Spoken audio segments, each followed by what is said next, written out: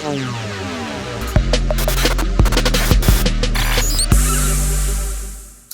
there, Amplifiers. Thanks for tuning in. And we have an awesome, exciting, and fun podcast today. Easy ways to boost energy, morale, and results. We're going to be talking about that, and it's really quite a good topic, and it's going to be a lot of fun. So the big idea is, well, how to keep talent has changed. Things have happened in this world. We've had a pandemic. And it's changed. If you want to keep talent, you want to pay attention to retaining the people that are on your team. You want to stay tuned and pay attention, because 81% of surveyed employees from the Fortune 100 best companies say that companies are fun places to work. So one could kind of think that work plus fun could equal success. We don't have to keep them siloed. We can keep them together. So the big three that we're going to be talking about today are how you can incorporate fun and productivity. How can you get work to be fun so you can keep talent, right? We're going to talk about some examples, little or no cost examples of how you can start incorporating this into your business.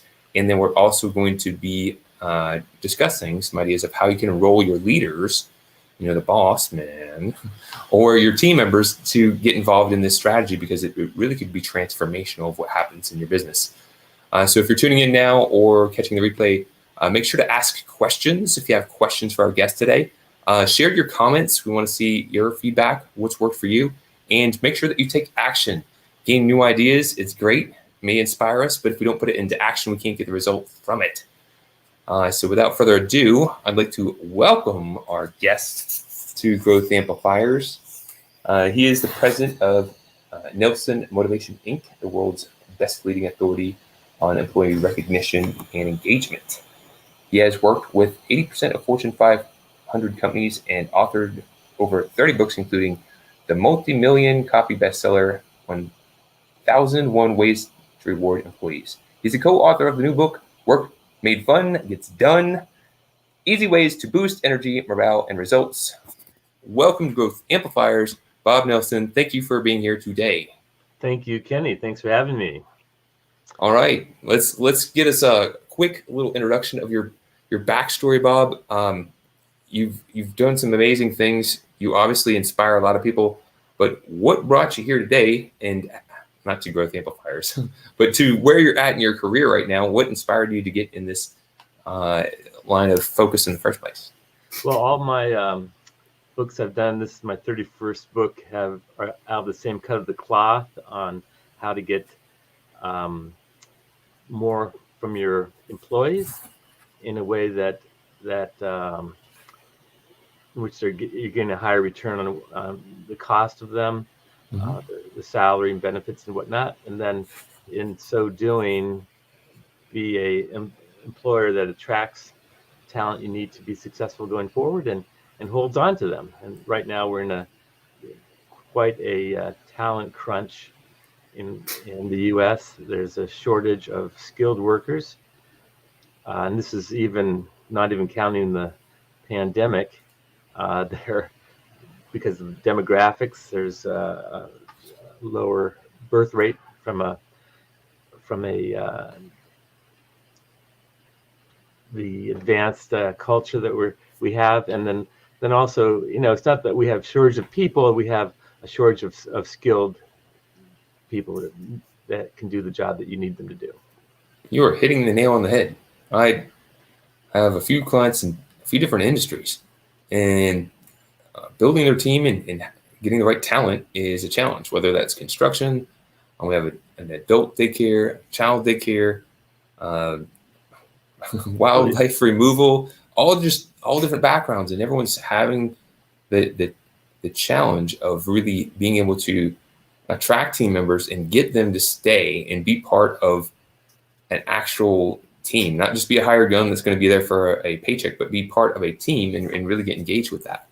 Yes, and unfortunately, a lot of times employers feel that it's just the money, that if we pay people a little bit better, then we'll have the people we need and we can hold on to them. But it's not the case. The top motivators from my research tend to be things that don't cost money and don't even require a lot of time. They do require some thought and effort. And as you were talking about the gap between knowing and doing, a lot of times we know, well, people are important. We know we got to do the right thing with them, but then we don't actually do it because we get busy or other things come up. More focused on the problems and crises instead of the opportunity of valuing the talent you have, so they stay with you. And you know, that's interesting that you say that, because I was thinking about when I left my job that I had about a decade ago and started to do things on my own. I was taking a pay cut when I took that leap. It wasn't the money that motivated me. It was something bigger than that.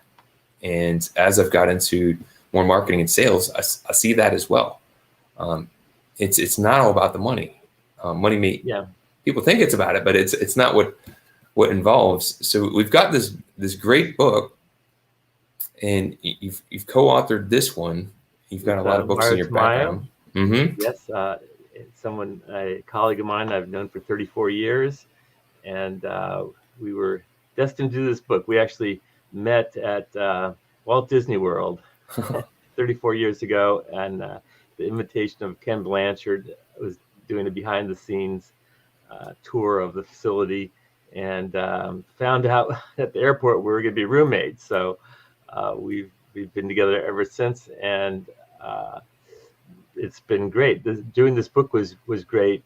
We bring a lot of our own experience to it, and having worked together and consulted with different companies. But then we also did a lot of interviews and research for what people were doing out there, and the result is a very practical resource that has over 400 low or no cost proven ideas that companies are actually doing right now that you can easily adapt, whether you're the leader or for your employees to get involved, or things you can do for the organization to help sustain this approach in the long term.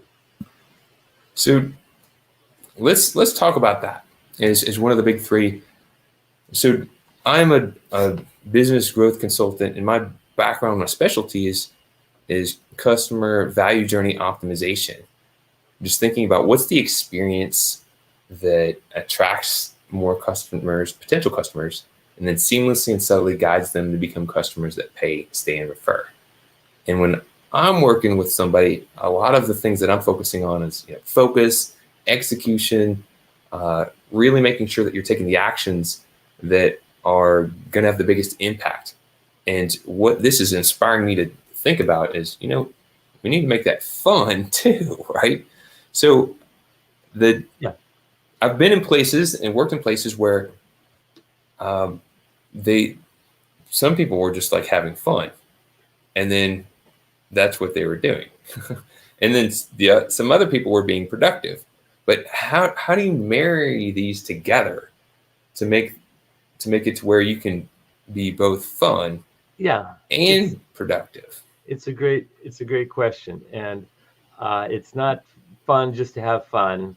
It's fun with a purpose, and so one of the ways to easily do that, and I did my doctoral research actually on the topic of recognition, acknowledging, thanking employees and teams when they do a good job, which is another very simple concept that tends to not be done as much as it should. 85% of today's employees feel overworked and underappreciated.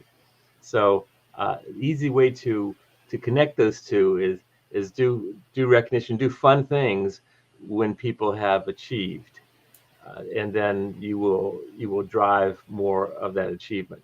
So it's considered the most proven principle in management, that you get what you reward, what you recognize, what you acknowledge, what you inspect, you'll get more of. And so if you have fun be part of the things that we finish the project, we're going to celebrate together. And maybe you find out, maybe you set that up before you even start the project. If we make this goal, what would you all like to do? And then that's called an incentive, because you stay in the front end, what you give the person or the team or the company if we achieve the goal at the back end. And again, the tendency is to think as well, they just want more money. But actually, if you ask and explore that, you're going to find that although that may come up, it usually does not. There's a big difference between what you pay people, compensation, the legal contract you have with them, and valuing them. And so the fun is in that part of it. It's like it makes people feel that they're in a place where they can enjoy the work they do and who they do it with and who they do it for. You mentioned in your work the importance of the customer proposition, which is when I worked with Peter Drucker, that's his big thing, that ask the customer what they want and deliver on that. And the employee proposition goes hand in hand with that. I worked with Disney for over 15 years, and their success and foundation, I feel, is based on an epiphany Walt Disney had early in his career, that he said he realized that you can't yell at someone in the back room, expect them to go out and deal with the customer like nothing's wrong. None of us disengage our different parts of us that easily. So he said, if I ever have people that work for me, I'm going to treat them like my customer. If I do that well enough, they will naturally treat the organization's customer in a similar way. And that's been the foundation of Disney's success. That the funnest place on earth doesn't happen by magic. It's basic blocking and tackling around some of these people concepts that are so critical. So they're very good at it. And for example, at Walt Disney World, which is celebrating its 50th anniversary this year, by the way, they have over 250 ways to thank and acknowledge people. 250, and a lot of those are informal, very simple. If you you caught doing something right, you're maybe given a token, you could use it in the vending machine, on up to they've got the Partners in Excellence Award that any Disney employee can earn, and that's where you are modeling the values and behaviors for all others that as an ideal employee. And it doesn't matter what job you're doing, you can be nominated to do that if you're a good example of someone that is truly an ambassador for Disney, and everything in between. So they're constantly coming up with stuff, and that's part of it. Sometimes people say, well, 250, that's we can't do that. That's overkill, but it's not to them, because that gives them, by doing a lot of things, it gives them the ability to stop doing something for a while. Maybe it's not as effective as it used to be. Let's give it a break. Maybe we'll bring it back later. And then to constantly come up with new stuff, which is one of the active things their leaders do each month, in terms of getting together and saying, okay, what else could we do? Now, Disney's, you would think they'd figured it out, 1955 when they got started, and they've got 4 core values, and so what's to improve upon? But part of it is the magic comes from keeping it fresh and current, and so they're constantly tapping into people. What do you have to offer? I did a backstage tour at Disneyland, and I was going through the kitchen and had this whiteboard up, and I asked, what's this all about? Well, this is where employees can put up ideas that we might try to see if we can improve a process or save money.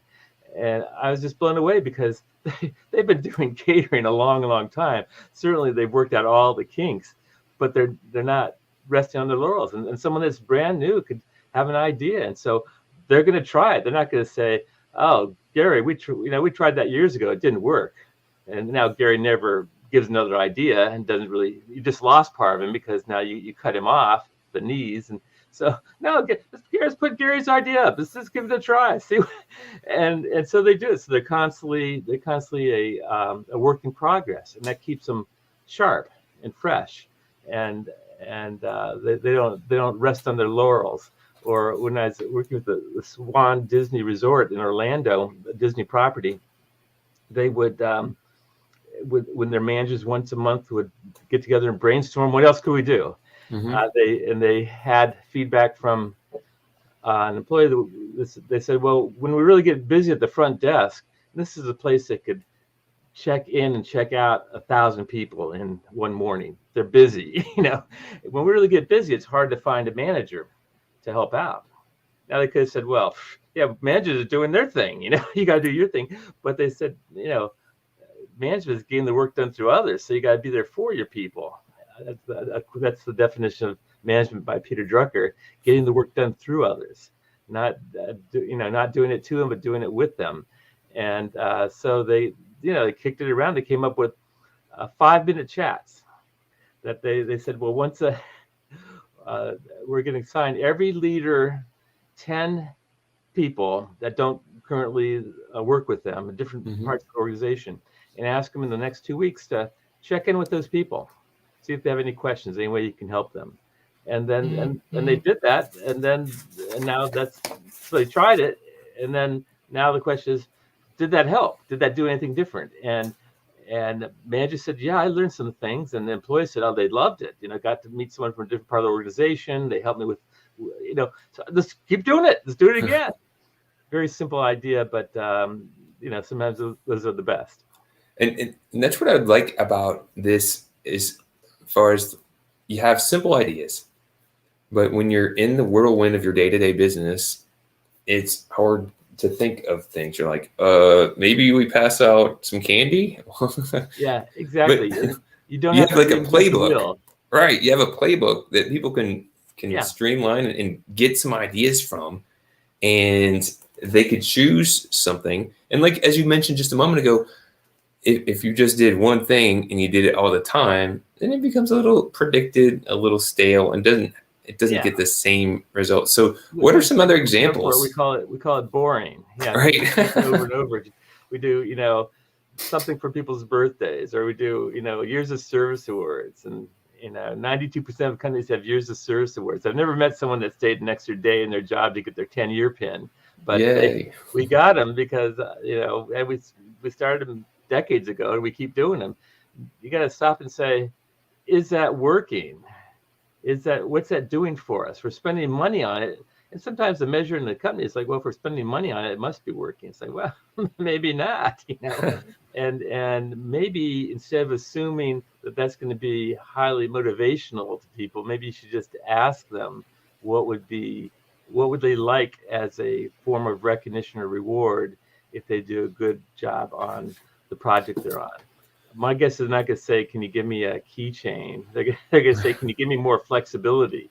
Can you, it's funny because like salespeople, you do the best salesperson. We send you to Hawaii, and it's like, yeah, here's someone that's traveling all the time already. Right. They want to go on another trip and their family can't come. And so they're, it's like, a lot of salespeople might say, hey, I appreciate this. If this is a required meeting, I'll be there. But if you're doing this as a reward for me, what I really love is let me take my family on a vacation somewhere, or a weekend thing, or whatever. But don't assume what motivates people until you ask them, because it has changed and it continues to change quickly. Hey there, this is Kenny from Growth Amplifiers, here to ensure you get your awesome ideas into action to grow and improve your business and achieve your full potential. Take the first step by visiting growthamplifiers.com and clicking the Start Here button. Take the assessment to get your personalized score. Then select from free resources to learn how to improve your score. Don't wait. Be proactive and take action now by visiting growthamplifiers.com and clicking the Start Here button. And always keep on amplifying. Now, let's get back to the show. So what are a couple quick examples that would be little or no cost? Sure. Some of just to infuse some fun, something that would be fun. Absolutely. So I'll give you one that, a lot of people are still on Zoom a lot, and I have a lot of virtual people that aren't back to work yet. It keeps getting extended. So when you meet with them on Zoom, you can, hey, before we get started, let's just go around the group we have here. As I say someone's name, I like everyone else to say what they most value about working with that person. Let's start with Peter. Okay, how about Sally? Okay, let's go to Jim, and 100% positive. Okay, and you could do that in 5-10 minutes, depending on the size of your group. And I tell you what, for people to hear from others they work with about what they value in them, you always jump in, without being asked, take initiative. I really appreciate that. Or you're so good at follow through. You know, that's going to pump them up. I guarantee it. They can feel better about themselves and about working with this group of people. Right. And whatever you call out about them, I guarantee you they're going to do even more of that going forward. That's just human nature. But So you could do that virtually on a Zoom call. Next time you are together in person, you could do it in person. Maybe pass out index cards. Hey, is there anyone in the group here that you owe a thank you to that you haven't gotten around to doing it? Let's take a couple minutes now and write those. And someone gets 4 or 5 index cards with personal thank yous for something they've done to others in the group.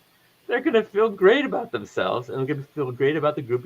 The group's going to become tighter, working together, and more able to achieve objectives.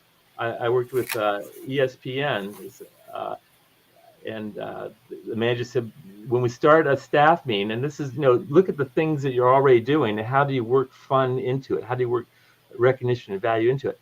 So whenever we start a meeting, we always start the same way. We name 5 things that are going well, 5 things. And usually that's pretty easy. Sometimes it's not easy because things aren't going well, but we never skip that step. It's our touchstone, our home room. And by doing that, it gives us the power to overcome the next obstacle on the agenda.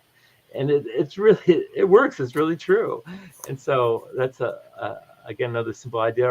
Or when I worked with NASA last fall, in Houston, Johnson Space Systems, they're ranked number 1 in place to work in federal government. Number 1. That doesn't happen by accident. And you could tell just walking in the building, you could feel an energy and a buzz. What's on the walls? You can overhear people talking very excitedly. And I was part of some meetings there, and it just blew me away. They in one meeting of their leaders, they had a group of like 20, 30 leaders. They came to the end of the time. They said, well, as is our custom, we're going to take the last 10 minutes and ask everyone here to share one thing they've done to recognize someone on their team since we last have met together. Wow. You could just feel the surge of pride and energy rise. And I know something else, that as leaders shared what they did with their people, with other leaders would go, that's a great one, Jerry. I'm going to try that. And they'd write it down. They take notes on each other's ideas.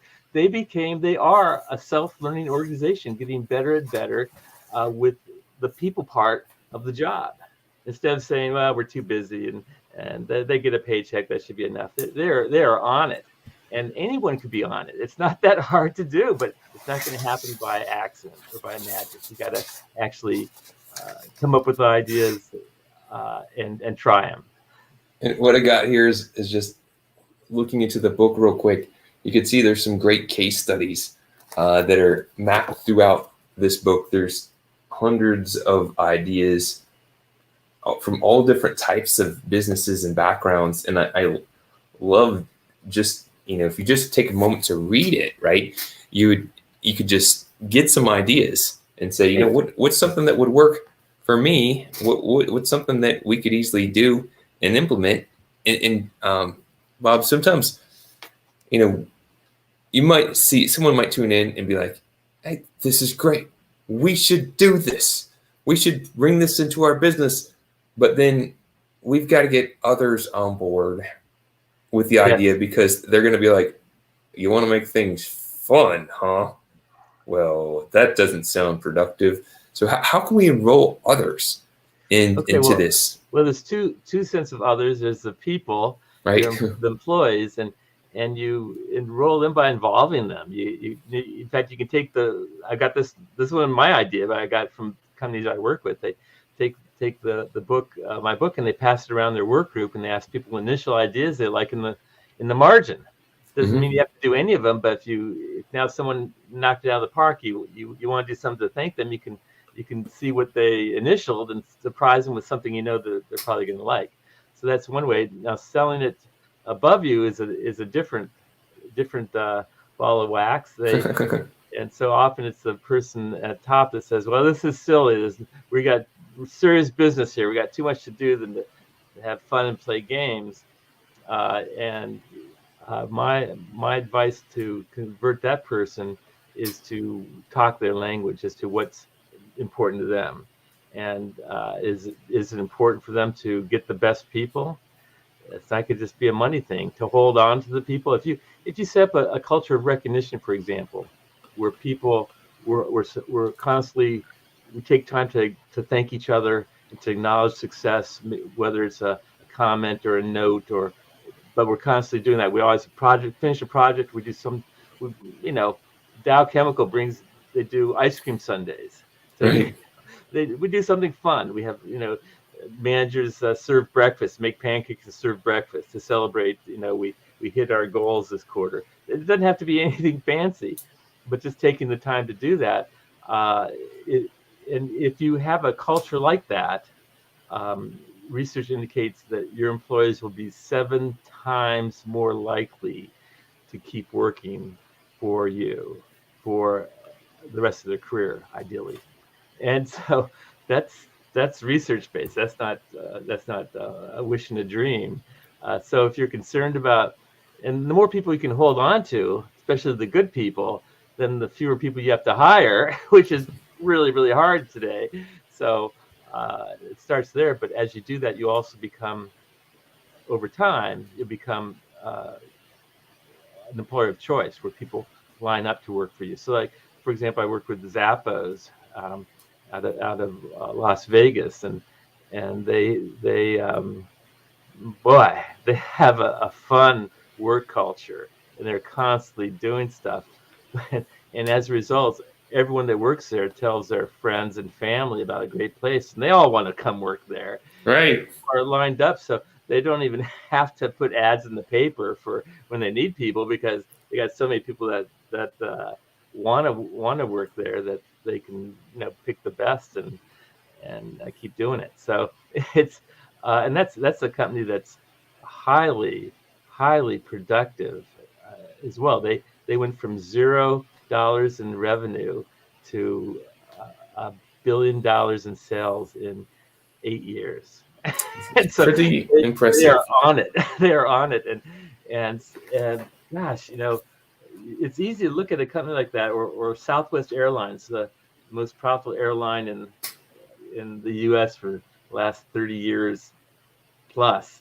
And you hear stories about them. It sounds like a party in progress, and they're, flight attendants are hiding in the overhead bins, and they're, singing a song for the announcements, and it just seems like they're getting the job done, but they're having fun, and it makes a difference to their customers. That if you have a choice to work with someone where people seem to be enjoying themselves and enjoying where they work, I'd rather put my money there than a place where it's hard to work with them, and so it becomes a natural selection. But my point is, it's a fun work culture, but a lot of times you don't hear that they're also, because they're fun, they're more successful, so they're able to pay people better and to give them better benefits than their competition, which again helps them to attract the best talent. So it's kind of a self-fulfilling prophecy that this is a key ingredient. We all know that people are a most important part of the workplace, and if you're a small company, you know very firsthand that the few people you start with, you want them to help manage and push your dream, and that gets a little harder as the company gets bigger. But the best companies still don't pass on that. They still come back with ways to help people feel part of the bigger picture, part of the success of the operation. Oh, I love it, and you've inspired me to add that as a component to people that I'm working with, I've been a little bit one-sided, right? Looking at just the area of, let's be really focused on goals, disciplines of execution. But And those are good things. But then in the mix, right, if we make that goal, wow, let's do something fun to celebrate. Or what would be for you to ask them individually, ask them as a group, and that's one of the things I learned from Ken Blanchard is the best management is what you do with people, not what you do to them. So don't decide for them, but right.